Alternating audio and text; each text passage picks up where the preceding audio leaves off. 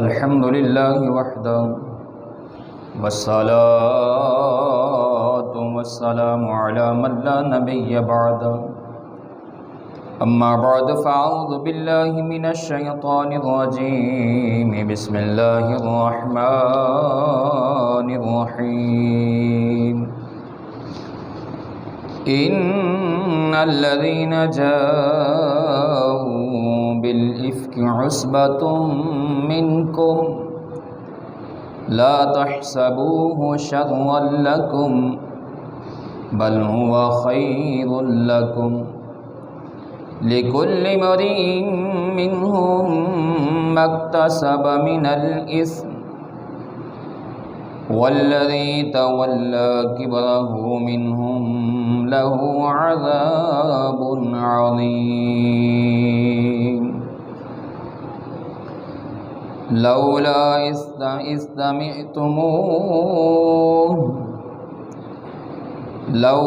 إذ سمعتموه ظن المؤمنون والمؤمنات بأنفسهم خيرا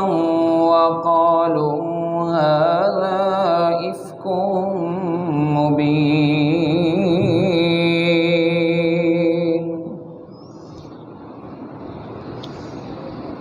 لولا جاءوا عليه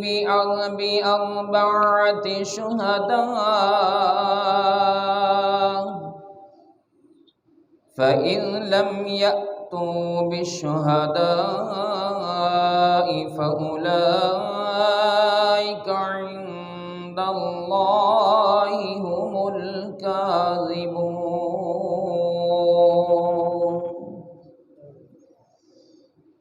ولولا فضل الله عليكم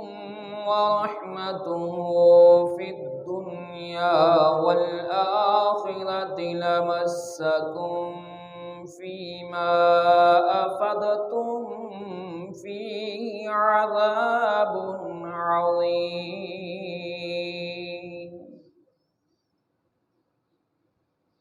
إذ تلقونه بألسنتكم وتقولون بأفواهكم ما ليس لكم به علم وتحسبونه هينا وهو عند الله عظيم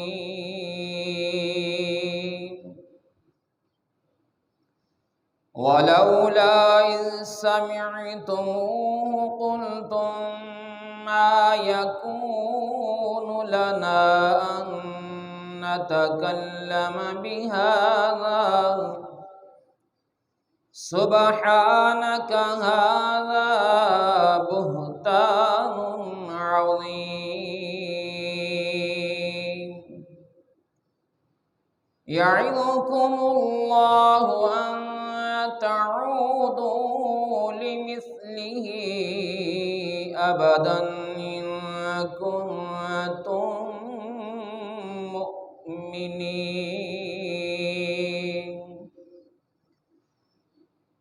ويبين الله لكم الآيات والله عليم حكيم إن الذين يحبون أن تشيع الفاحشة في الذين آمنوا لهم عذاب عليم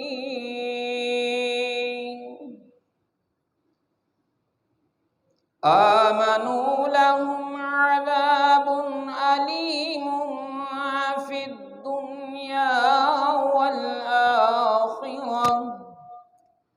والله يعلم وأنتم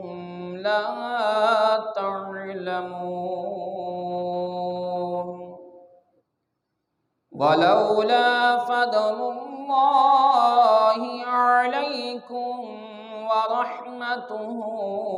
وأن الله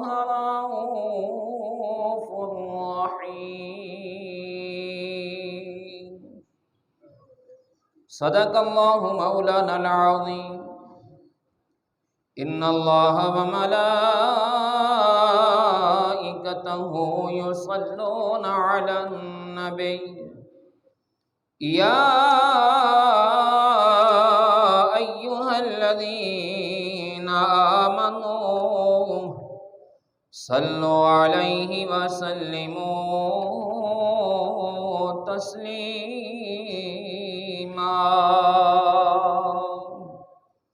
محبت کے ساتھ دو سلام پڑھیں۔ الصلاۃ والسلام علیک یا سید یا رسول اللہ وعلی آلک واصحابک یا سید یا حبیب اللہ۔ الصلاۃ والسلام علیک یا سید یا رسول اللہ وعلی آلک واصحابک یا سید یا مکین قلوب المؤمنین۔ الصلاۃ والسلام علیک یا سید یا خاتم النبیین وعلی آلک واصحابک یا سید یا خاتم المعصومین۔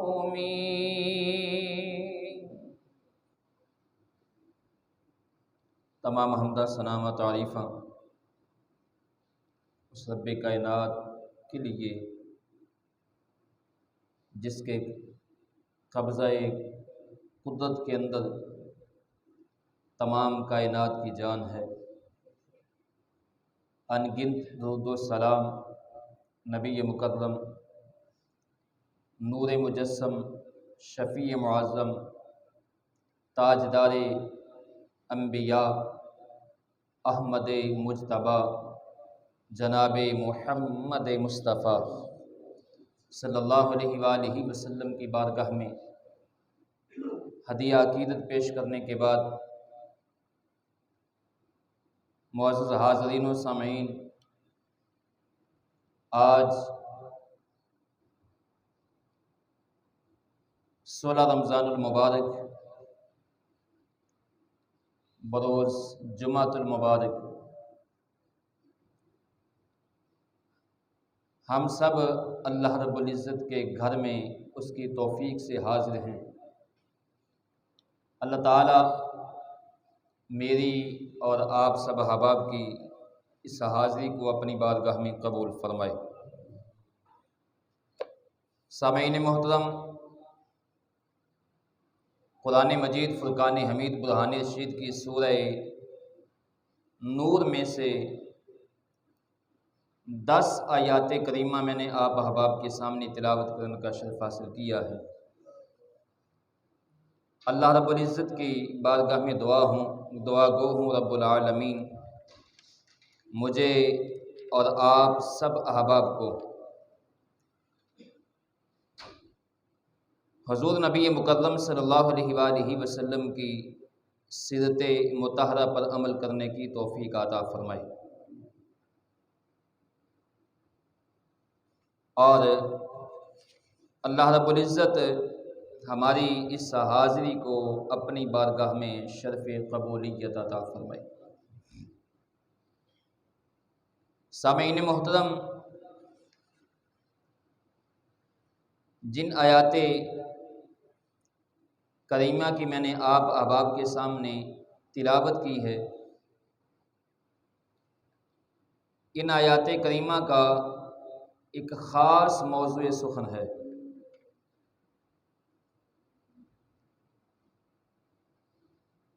میں حسن زن سے یہ بات کہہ سکتا ہوں کہ شاید اس سے پہلے آپ نے نہ سنا ہوگا۔ سامعین محترم،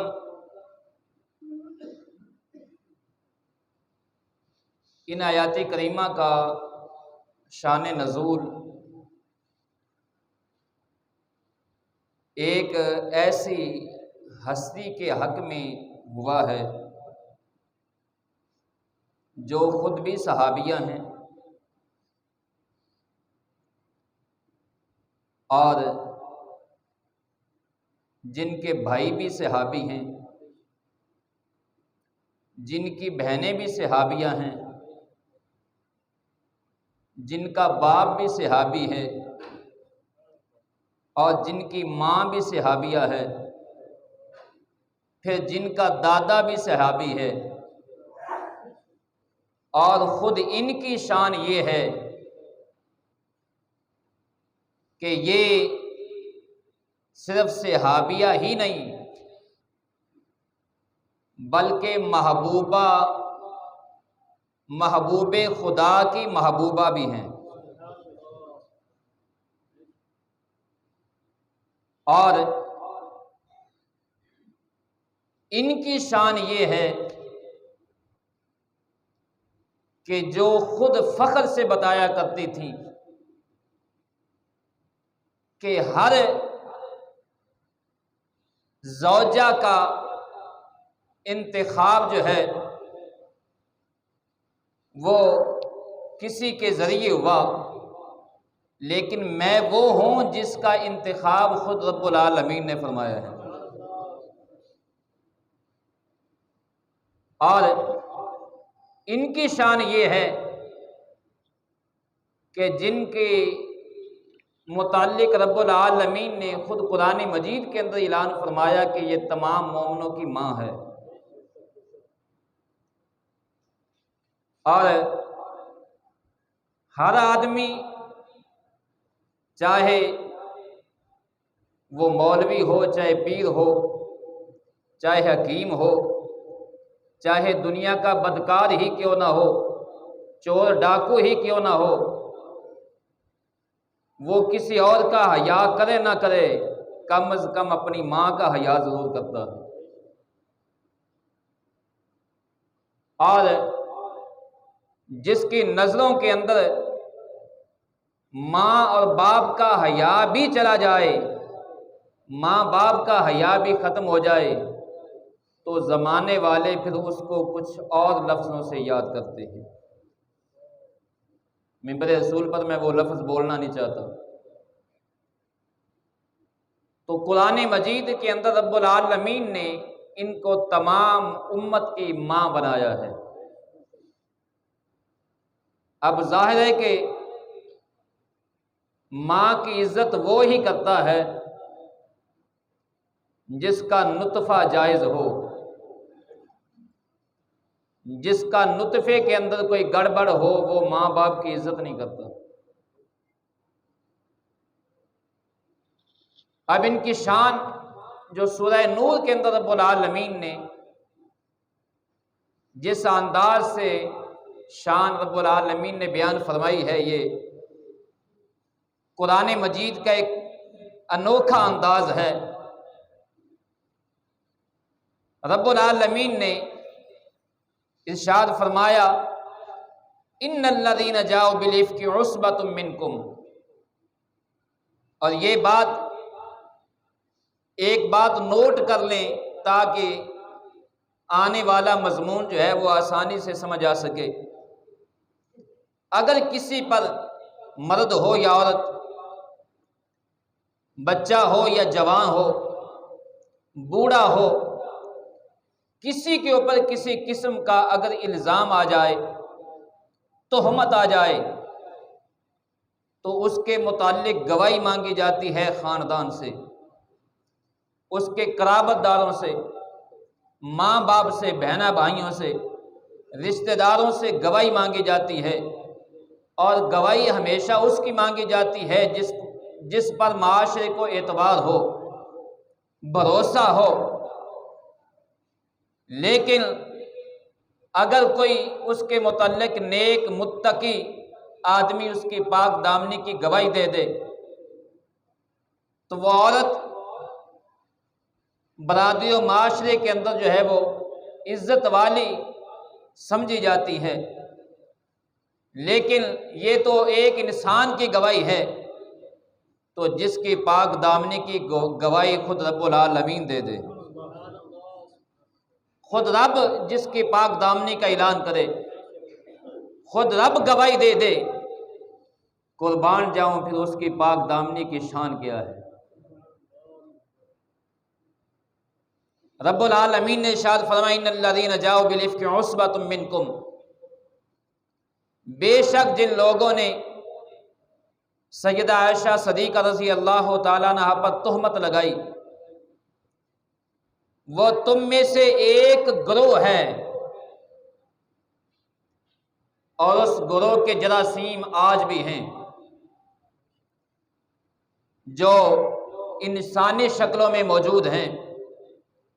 لا تحسبوہ شرا لکم،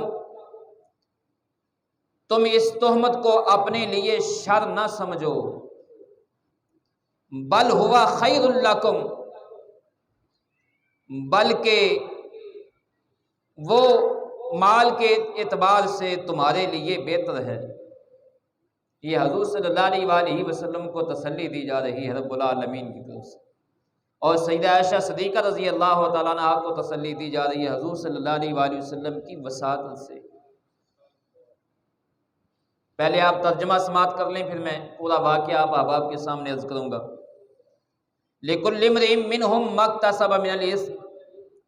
تمہارے لیے بہتر ہے اس گروہ میں سے ہر فرد کے لیے وہ گناہ ہے جو اس نے کمایا۔ وَالَّذِي تَوَلَّىٰ كِبْرَهُ مِنْهُمْ لَهُ عَذَابٌ عَظِيمٌ، اور جس شخص نے ان میں سے اس تہمت میں سب سے بڑا حصہ لیا اس کے لیے عذاب علیم ہے، بڑا عذاب ہے۔ لولا اذ سمعتموہ ظن المؤمنون والمؤمنات بانفسہم خیرا، جب تم نے اس تہمت کو سنا تو مومن مردوں اور مومن عورتوں نے اپنوں کے متعلق نیک گمان کیوں نہ کیا؟ وقالوا ھذا افک مبین، اور یہ کیوں نہ کہہ دیا کہ یہ تو کھلا ہوا بہتان ہے۔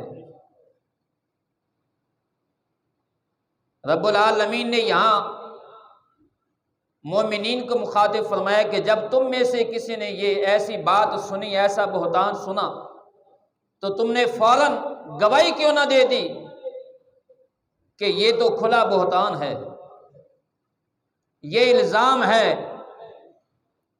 لولا جاؤ علیہ باربعۃ شہداء، اب رب العالمین نے چیلنج کیا بہتان لگانے والوں کو، فرمایا تہمت لگانے والے اس تہمت پر 4 گواہ کیوں نہ لائے اگر وہ اپنے بیان میں سچے ہیں۔ فَإِذْ لَمْ يَأْتُوا بِالشُّهَدَاءِ فَأُولَٰئِكَ عِندَ اللَّهِ هُمُ الْكَاذِبُونَ، پس جب وہ گواہ نہیں لائے تو وہی اللہ کے نزدیک جھوٹے ہیں، وہی اللہ کے نزدیک جھوٹے ہیں۔ وَلَوْلَا فَضْلُ اللَّهِ عَلَيْكُمْ وَرَحْمَتُهُ فِي الدُّنْيَا وَالْآخِرَةِ، اور اگر تم پر دنیا اور آخرت میں اللہ کا فضل اور اس کی رحمت نہ ہوتی، لَمَسَّكُمْ فِي مَا أَفَضْتُمْ فِيهِ عَذَابٌ عَظِيمٌ،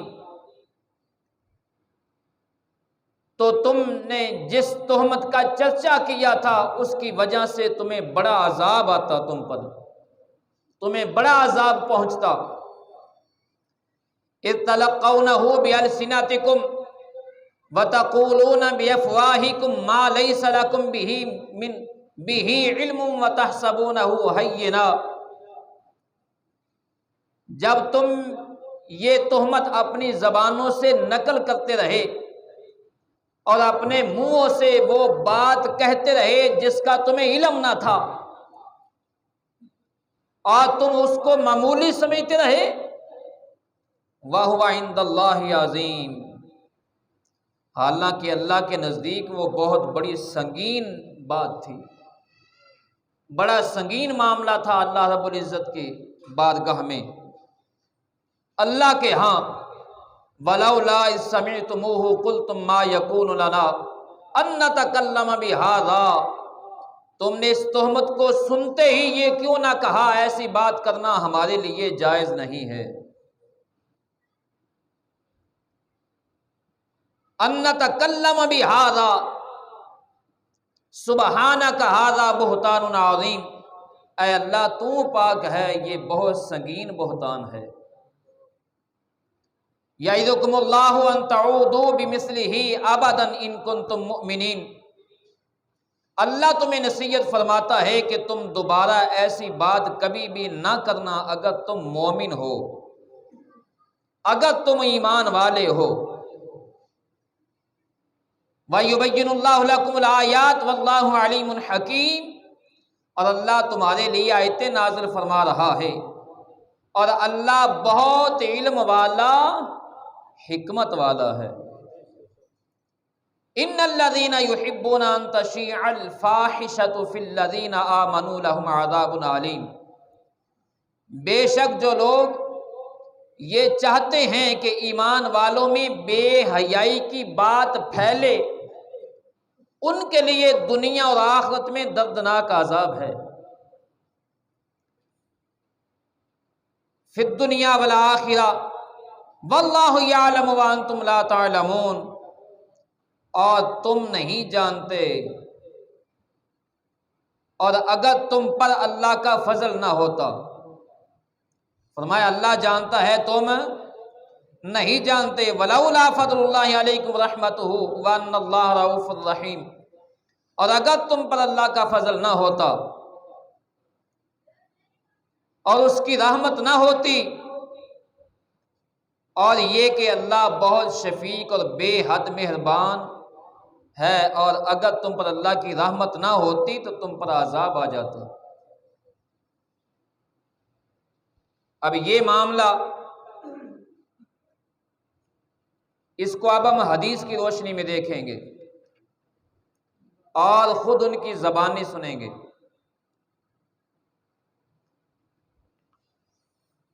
مدینہ منورہ کے اندر سیدہ طیبہ طاہرہ عابدہ زاہدہ امہات المومنین سیدہ عائشہ صدیقہ رضی اللہ تعالی عنہا، آپ بیان کرتی ہیں کہ حضور صلی اللہ علیہ وآلہ وسلم جب بھی کسی سفر پر جاتے یا جانے کا ارادہ فرماتے تو اپنی ازواج میں سے کسی کو ساتھ لے جاتے، اور ازواج کے اندر قرعہ اندازی کی جاتی، جس کے نام قرعہ نکلتا وہ زوجہ حضور صلی اللہ علیہ وآلہ وسلم کے ساتھ جاتی۔ رسول اللہ صلی اللہ علیہ وآلہ وسلم اپنے ساتھ سفر میں، ہر سفر میں جو ہے وہ ایک زوجہ کو ساتھ رکھتے۔ فرمایا ایک غزوہ بنو مستلق، اس غزوے کے وقت حضور صلی اللہ علیہ وآلہ وسلم نے قرعہ اندازی کی۔ آپ فرماتی ہیں کہ قرعہ میرے نام نکلا، اور میں حضور صلی اللہ علیہ وآلہ وسلم کے ساتھ ہو گئی۔ اب یہ غزوہ مستلق کا، بنو مستلق کا واقعہ ہے، اور میں حدیث کا متن جو ہے وہ آپ احباب کے سامنے رکھتا ہوں۔ سیدہ عائشہ صدیقہ رضی اللہ تعالی عنہا آپ فرماتی ہیں کہ حضور صلی اللہ علیہ وآلہ وسلم نے میرے لیے ایک ڈولی بنوائی، ہودج بھی اسے کہتے ہیں، محمل بھی کہتے ہیں، اور ہندوستان یا پنجاب کی زبان میں اسے ڈولی کہا جاتا ہے، جس کو 2 آدمی یا 4 آدمی اٹھاتے ہیں، اور وہ بالکل باپردہ ہوتی ہے، عورت کو اندر بٹھا دیا جاتا ہے۔ آج سے تقریباً جو ہے وہ اب شہر کے اندر تو یہ بات رسم ختم ہو چکی ہے، کئی دیہات میں ابھی بھی ہے کہ جب بچی کو رخصت کیا جاتا ہے ماں باپ کے گھر سے، شادی کے وقت وہ ڈولی میں رخصت کرتے ہیں، بٹھاتے ہیں۔ تو اس طرح کی ایک ڈولی جو اونٹ کے اوپر رکھی جاتی ہے، ہودج اسے کہا جاتا ہے، آپ فرماتی ہیں کہ میرے لیے وہ تیار کیا گیا اور مجھے میرے اس ہودج کو، اس ڈولی کو اونٹ کے اوپر جو ہے وہ کس دیا گیا۔ حضور صلی اللہ علیہ وآلہ وسلم کے ساتھ میں غزوہ کے اندر شریک ہوئی، اور غزوہ سے جب ہم واپس آنے لگے تو حضور صلی اللہ علیہ وآلہ وسلم نے ایک رات کوچ کا اعلان کر دیا، واپسی کا، غزوہ سے واپسی کا۔ جب حضور صلی اللہ علیہ وآلہ وسلم نے اعلان فرمایا تو آپ فرماتی ہیں مجھے رفع حاجت پیش آئی، تو میں رفع حاجت کرنے کے لیے اپنے اس کجاوے سے دور چلی گئی۔ جب میں واپس آئی تو میرے گلے میں جو ہاتھ تھا وہ وہاں گر گیا جہاں میں قضائے حاجت کرنے کے لیے بیٹھی یا گئی تھی۔ تو میں واپسی اس ہاتھ کو تلاش کرنے کے لیے اسی جگہ پہنچی۔ ہاتھ تلاش کرتے کرتے فرماتی ہیں مجھے دیر ہو گئی، اور جب میں واپس آئی تو میرے آنے سے پہلے قافلہ جا چکا تھا، اور میرا جو ہودج تھا یعنی جو ڈولی تھی وہ صحابہ نے اٹھائی، اور ان کو محسوس نہ ہو سکا کہ میں اس میں ہوں یا نہیں ہوں، کیونکہ اس وقت فرماتی ہیں کہ میرا جسم جو ہے وہ بالکل دبلا پتلا تھا، اور میں ہے بھی کم عمر تھی اور جسم بھی بالکل ہلکا تھا، انہیں محسوس نہ ہو سکا۔ انہوں نے وہ ڈولی اٹھائی اور اونٹ کے اوپر جو ہے وہ رکھ دی، باندھ دی، قافلہ روانہ ہو گیا۔ آپ فرماتی ہیں جب میں وہاں پہنچی تو کوئی نشان نہیں تھا، اور کوئی آدمی بھی نہیں تھا جو جس کو آواز دی جاتی ہے یا وہ آواز دیتا قافلے والوں کو۔ آپ فرماتی ہیں کہ میں یہ سوچ کر کہ جب جہاں کہیں قافلے والے پڑاؤ ڈالیں گے اور مجھے گم پائیں گے تو واپس اسی جگہ آئیں گے، اور میں، آپ فرماتی ہیں کہ میں وہاں بیٹھ گئی، اور یہ وہ وقت ہے کہ جب پردے کا حکم نازل ہو چکا تھا۔ آپ فرماتی ہیں کہ صبح ہو گئی اور ایک آدمی قافلے کے پیچھے پیچھے چلتا تھا، اور اس کو حضور صلی اللہ علیہ وآلہ وسلم اس لیے پیچھے چھوڑتے تھے کہ کوئی چیز اگر قافلے کی گر گئی ہو، کوئی چیز رہ گئی ہو تو وہ پیچھے سے اٹھا لائے اور اطلاع دے، اور ان کا نام حضرت صفوان بن معطل تھا۔ وہ جب آئے اور انہوں نے مجھے دیکھا کہ چادر کے اندر کوئی انسان ہے جو لپٹا ہوا ہے، اور فرماتی ہیں کہ کیونکہ پردے کا حکم نازل ہونے سے پہلے انہوں نے مجھے دیکھا ہوا تھا، اب پردے کا حکم نازل ہو چکا تھا، اور میں وہاں بالکل چادر اوڑھ کر لیٹی ہوئی تھی۔ انہوں نے آ کر میرے قریب آ کر کہا انا للہ و انا الیہ راجعون۔ آپ فرماتی ہیں کہ میں ان کی آواز سن کر میں بیدار ہو گئی، اٹھی، اور میں نے اپنی چادر سے اپنا چہرہ چھپا لیا، چادر اوڑھ لی پوری۔ انہوں نے، صفوان بن معطل نے رضی اللہ تعالیٰ عنہ، انہوں نے اپنی اونٹنی بٹھائی اور میں سوار ہو گئی، اور آگے کافی فاصلہ طے کرنے کے بعد قافلے والوں نے پڑاؤ ڈالا، اور ہم جو ہے وہ قافلے والوں کے ساتھ مل کے قافلے کے ساتھ شامل ہو گئے۔ اب جب ہم قافلے کے ساتھ شامل ہوئے تو مدینہ کے اندر یا قافلے کے ساتھ جو منافقین تھے، عبداللہ بن ابی اور عبداللہ بن ابی ابن سلول بھی آتا ہے، عبداللہ بن ابی ابن سلول یہ رئیس المنافقین تھا، انہوں نے معاذ اللہ ثم معاذ اللہ ثم معاذ اللہ سیدہ عائشہ صدیقہ رضی اللہ تعالیٰ عنہا پر تہمت لگا دی، سیدہ عائشہ صدیقہ رضی اللہ تعالیٰ عنہا اور حضرت صفوان بن معطل رضی اللہ تعالیٰ عنہ پر تہمت لگا دی، اور اس تہمت کو اتنی ہوا دی کہ کچھ نو مسلم جو ابھی نئے مسلمان ہوئے تھے، ان میں سے کچھ صحابہ بھی اس ہلاکت کا شکار ہو گئے، اور ان صحابہ میں سے حضرت ام مستہ رضی اللہ تعالیٰ عنہ بھی ہیں، ان کے بیٹے ہیں مستہ، حضرت حسان بن ثابت رضی اللہ عنہ بھی تھے، اور سیدہ زینب رضی اللہ تعالیٰ عنہ کی بہن وہ بھی شامل اس کا شکار ہو گئی، اور کچھ اور بھی ساتھ صحابہ تھے۔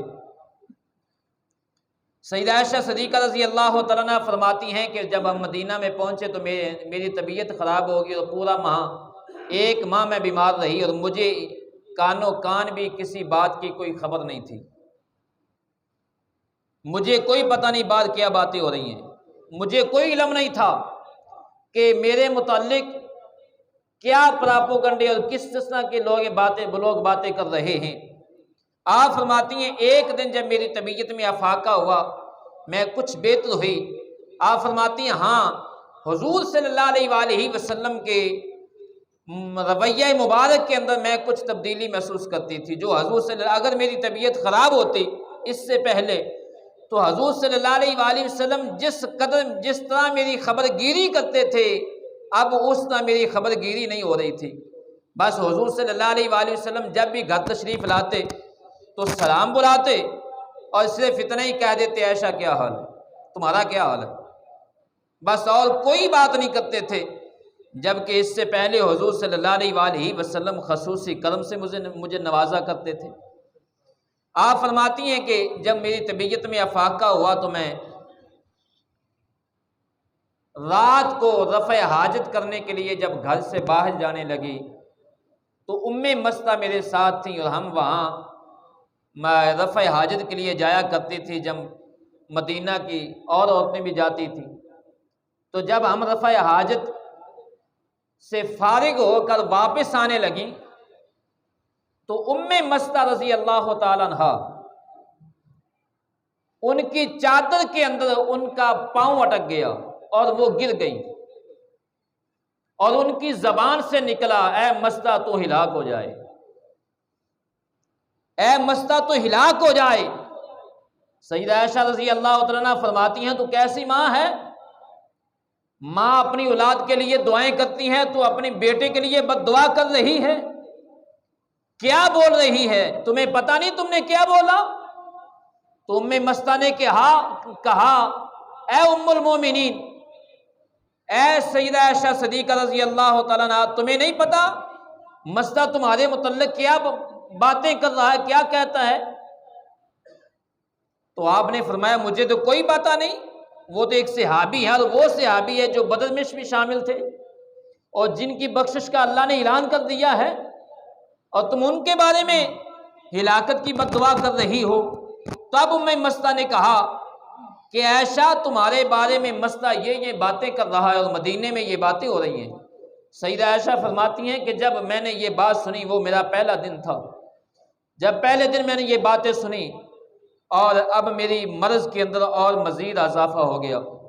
میں گھر پہنچی اور حضور صلی اللہ علیہ وآلہ وسلم جب باہر سے تشریف لائے تو وہیں حسب معمول حضور صلی اللہ علیہ وآلہ وسلم نے سلام کرنے کے بعد پوچھا کیا حال ہے؟ تو میں نے عرض کی یا رسول اللہ صلی اللہ علیہ وآلہ وسلم، کیا آپ مجھے میرے میکے جانے کی اجازت نہیں دے دیتے؟ آپ فرماتی ہیں کہ میری منشا یہ تھی کہ میں جا کر اپنے ماں باپ سے پوچھوں کہ کیا میرے متعلق تم نے بھی یہی باتیں سنی ہیں اور معاملہ کیا ہے؟ حضور صلی اللہ علیہ وآلہ وسلم نے اجازت دی، اختصار کے ساتھ عرض کرتا ہوں۔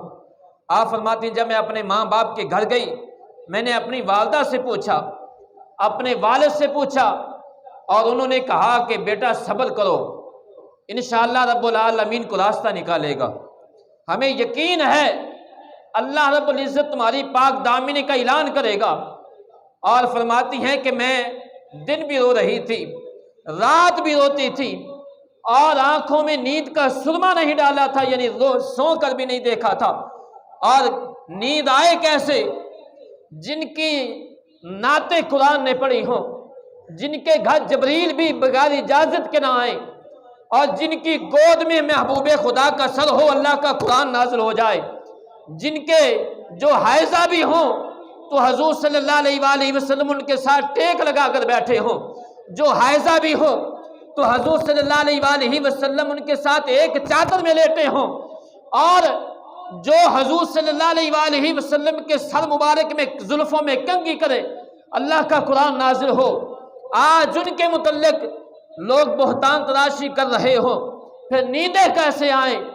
آپ فرماتی ہیں کہ دن گزرتے گئے، اور میں جب میکے آ گئی،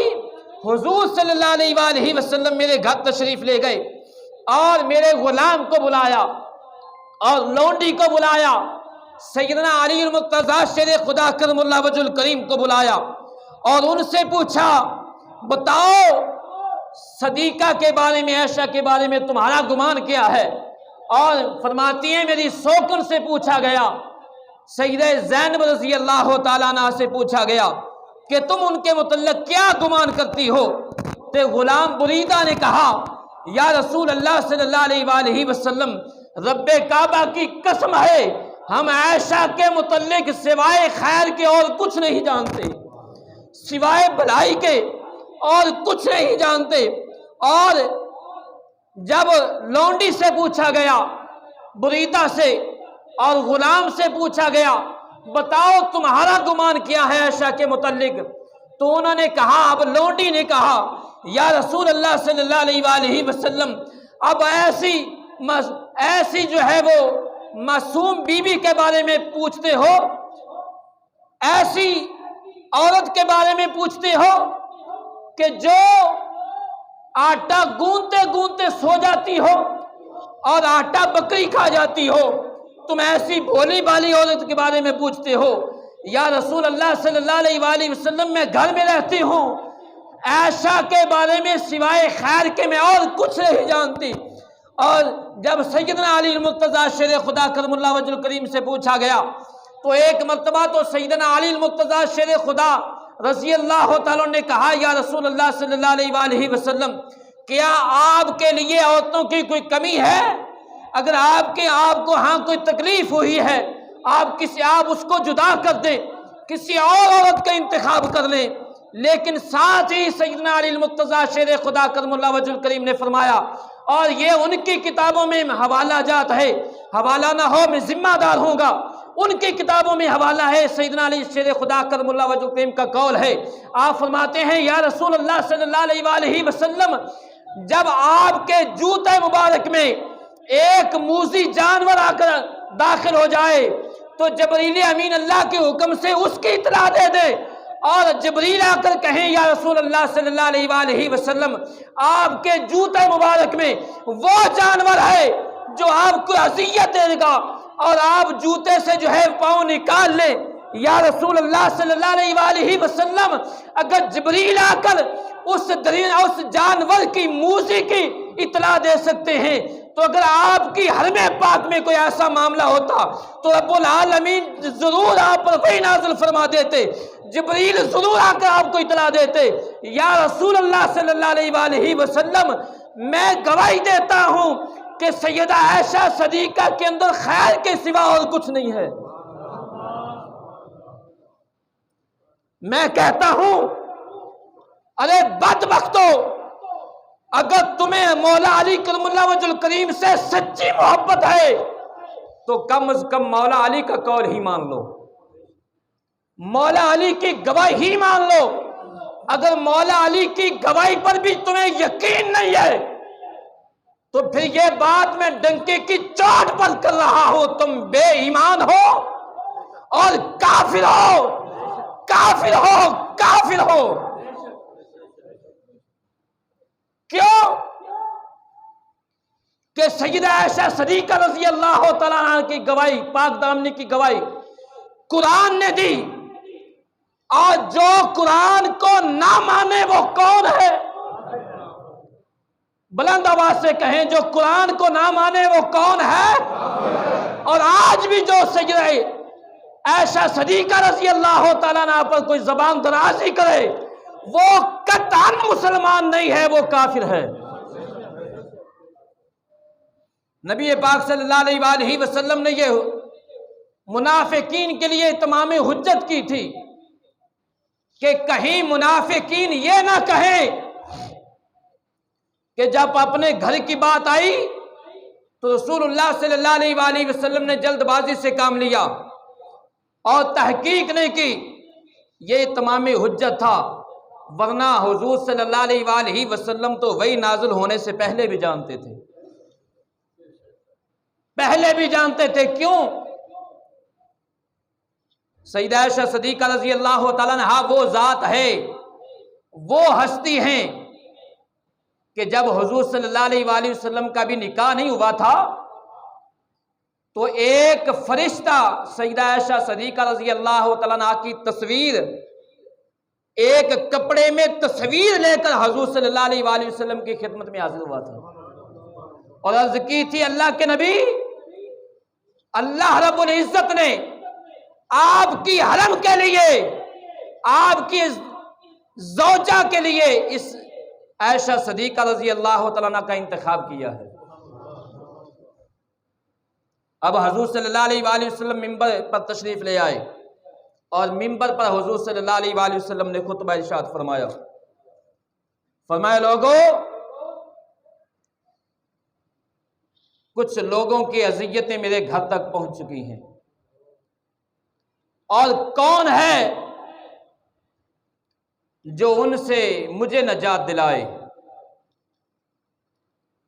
اور حضور صلی اللہ علیہ وآلہ وسلم نے فرمایا، ابھی قرآن کی آیات نازل نہیں ہوئی تھی،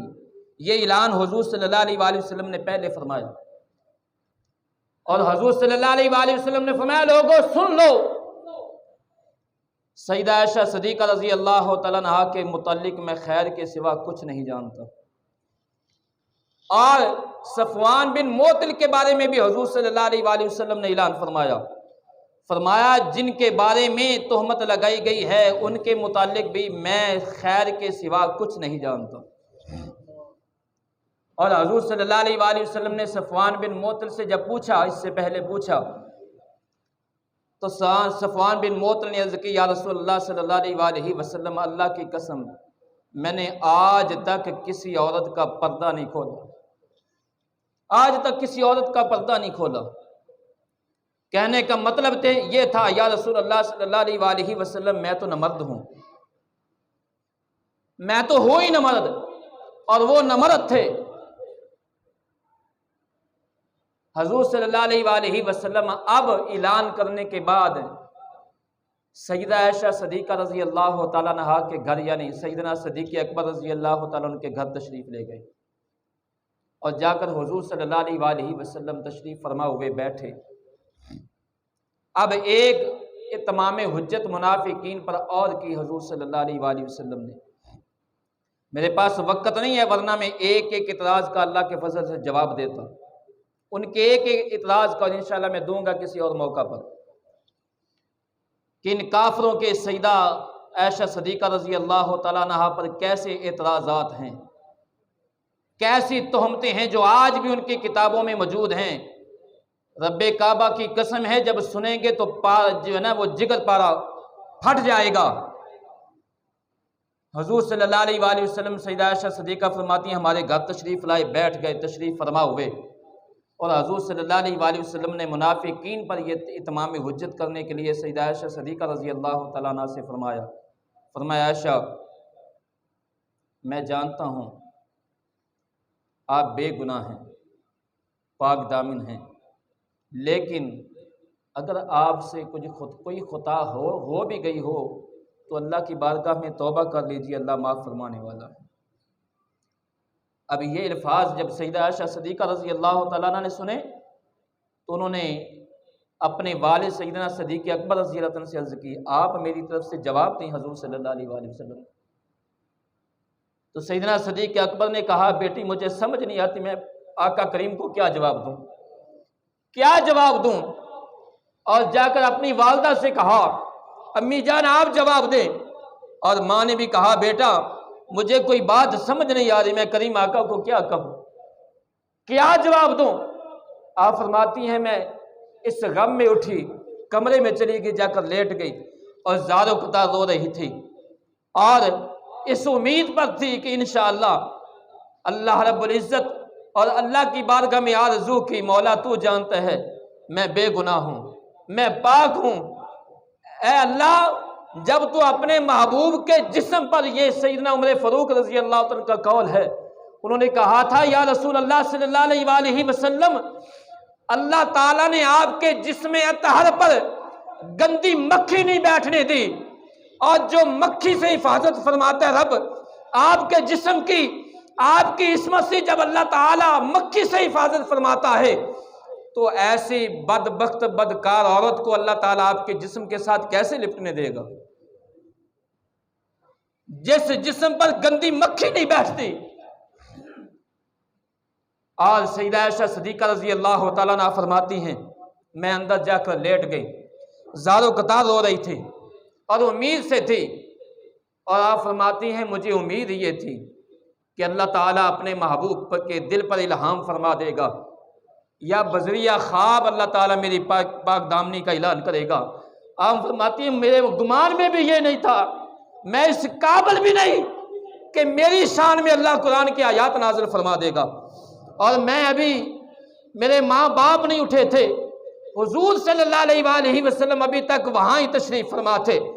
کہ میں نے کیا دیکھا، رسول اللہ صلی اللہ علیہ وآلہ وسلم کے جسم اطہر پر کب کبھی شروع ہو گئی، وحی کا نزول ہونے لگا، اور سخت سردی کے دن تھے، کریم آقا صلی اللہ علیہ وآلہ وسلم کی پیشانی مبارک سے پسینے کے قطرے موتیوں کی طرح گر رہے تھے، اور جب وحی کا نزول جو ہے وہ معاملہ منقطع ہوا یعنی مکمل ہوا اور وحی آ چکی، رسول اللہ صلی اللہ علیہ وآلہ وسلم مسکرا رہے تھے، اور مسکراتے ہوئے نبی پاک صلی اللہ علیہ وآلہ وسلم نے فرمایا عائشہ تمہیں مبارک ہو، تمہیں مبارک ہو، اللہ نے تمہاری پاک دامنی کا اعلان کر دیا ہے۔ اور حضور صلی اللہ علیہ وآلہ وسلم نے ان آیات کریمہ کی تلاوت فرمائی، سورہ نور کی یہ 10 آیتیں، پوری 10 آیتیں حضور صلی اللہ علیہ وآلہ وسلم نے تلاوت فرمائی، اور سیدہ عائشہ صدیقہ رضی اللہ تعالیٰ عنہ فرماتی ہیں میری والدہ نے کہا اے عائشہ فوراً کھڑی ہو جاؤ، حضور صلی اللہ علیہ وآلہ وسلم کی تعظیم کے لیے، آپ کے شکرانہ ادا کرنے کے لیے۔ آپ فرماتی ہیں اے امی جان میں سب سے پہلے اس رب کی بارگاہ میں کھڑی ہوں گی، اس رب کا شکر ادا کروں گی جس رب نے میری پاک دامنی کا اعلان کر دیا ہے۔ اب کچھ لوگوں نے یہاں بھی اعتراض کیا کہ معاذ اللہ ثم معاذ اللہ، سیدہ عائشہ صدیقہ نے حضور صلی اللہ علیہ وآلہ وسلم کی معاذ اللہ توہین کی، ماں نے کہا رسول اللہ کے لیے کھڑی ہو جاؤ، سیدہ عائشہ صدیقہ نے کہا نہیں میں اللہ کی بارگاہ میں کھڑی ہوں گی، اور بدبختو معاملہ یہ تھا سیدہ عائشہ صدیقہ جانتی تھی کہ بے شک اعلان رب العالمین نے کیا ہے، لیکن یہ جو میری پاک دامنی کا اعلان ہے یہ ذریعہ میرے کریم آقا بنے ہیں، یہ حضور صلی اللہ علیہ وآلہ وسلم کے ذریعے ہو رہا ہے۔ تو آپ نے کہا کہ کیوں نہ ہو، جس رب کا شکریہ میرے محبوب بھی ادا کرتے ہیں، جس رب کی بارگاہ میں میرے محبوب بھی سجدہ ریز ہوتے ہیں، کیوں نہ ہو میں اس رب کی بارگاہ میں پہلے سجدہ ریز ہوں، اس اللہ کا شکریہ ادا کروں اور پھر اس کے محبوب کا شکریہ ادا کروں۔ اللہ تعالیٰ نے یہ 10 آیات نازل فرمائیں۔ اب مجھے بتائیں، اپنے ایمان سے بتانا جذباتی فیصلہ نہیں، میرے جذبات کے ساتھ جواب نہیں دینا، اپنے دل کی آواز سے سادی آواز دینا ہے۔ مجھے بتائیں جب سیدہ عائشہ صدیقہ رضی اللہ عنہ کی شان میں اللہ نے 10 آیات نازل کر دی، ان کی پاک دامنی کا رب نے اعلان کیا، اللہ نے گواہی دی، اس کے بعد اگر کوئی ان کی پاک دامنی پر شک کرے، ایمان سے بتائیں وہ مسلمان رہ سکتا ہے؟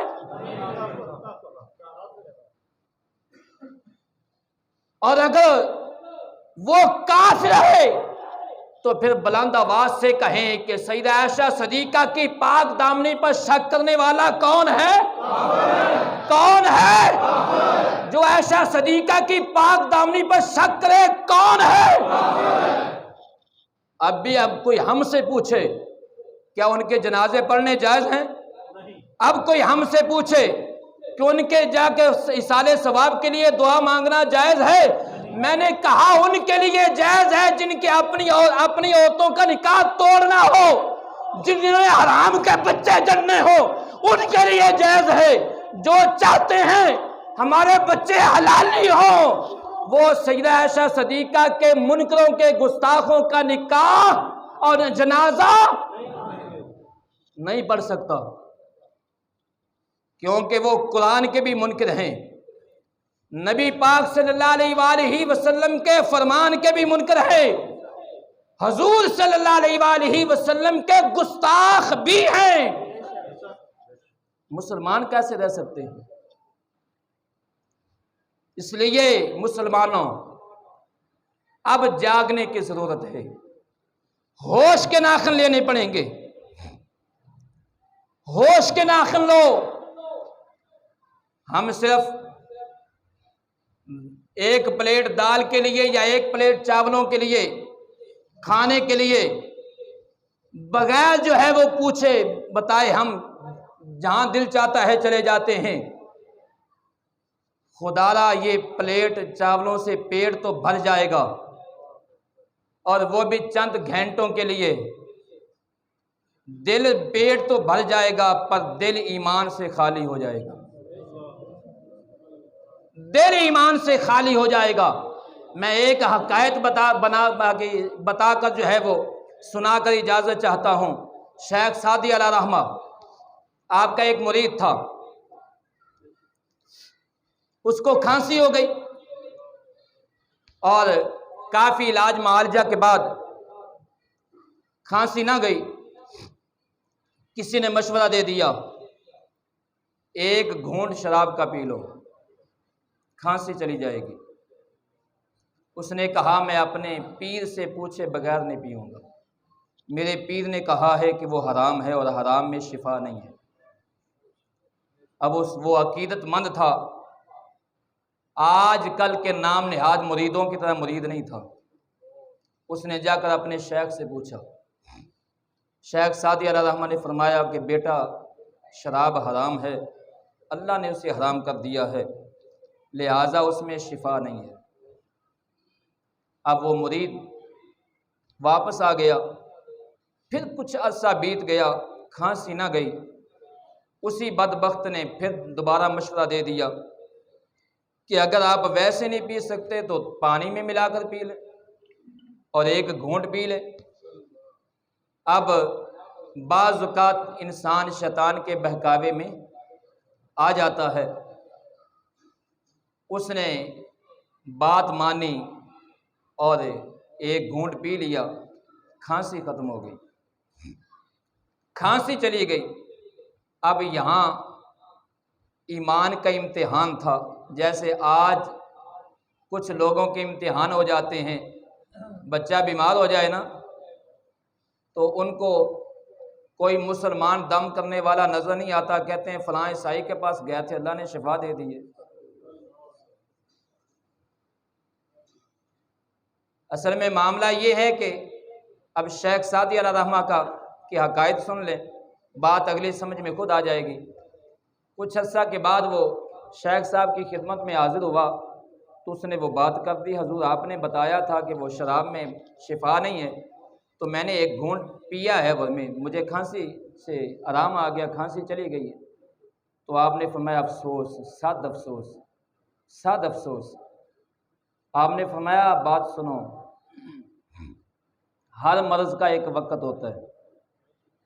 اور جب مرض کا وقت پورا ہو جائے تو جس طرح کہ پیر وارث شاہ علیہ رحمہ نے بھی کہا ہے کہ جدو مرض کا وقت پورا ہو جاتا ہے تو لسیاں دے نال بھی آرام آ جاتا ہے۔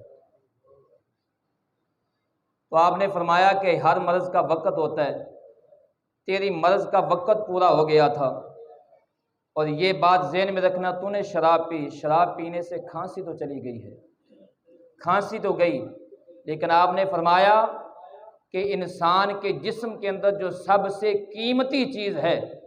سب سے قیمتی چیز ہے، آپ نے فرمایا وہ ایمان ہے۔ جب تو نے شراب پی، پہلے تیرا ایمان گیا، اور اس کے بعد اگر کھانسی چلی گئی تو پھر کیا ہوا؟ پہلے تو ایمان گیا ہے، اس کے بعد کھانسی چلی بھی گئی ہے تو پھر کیا؟ تو اگر کسی ایسی مجلس میں، ایسے دوست میں کے پاس اگر آپ بیٹھیں گے جہاں پہلے ایمان ہی چلا جائے تو بعد میں چاول بھی مل جائے تو کیا کھایا؟ اللہ رب العزت کی بارگاہ میں دعا ہے، اللہ تعالیٰ مجھے اور آپ احباب کو صحابہ کرام رضوان اللہ علیہم اجمعین اور بالخصوص ازواج محترات رضی اللہ تعالیٰ عنہن کے قدر و منزل کو سمجھنے کی توفیق عطا فرمائے، آمین۔ وما علیہ الا البلاغ۔